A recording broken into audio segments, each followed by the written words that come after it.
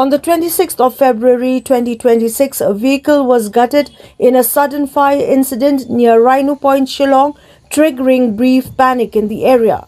According to eyewitnesses, the Bolero bearing registration number ML05Z0515 caught fire at around noon shortly after it exited the premises of the Meghalaya Legislative Assembly in Railbong, Shillong.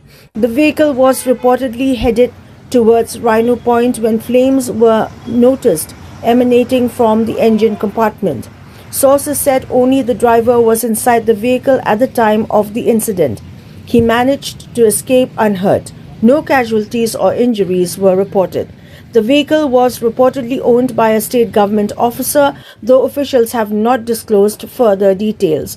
Fire and emergency personnel were alerted and the blaze was subsequently brought under control. The exact cause of the fire is yet to be ascertained, and authorities are expected to conduct an inquiry to determine whether it was triggered by a mechanical fault or other factors.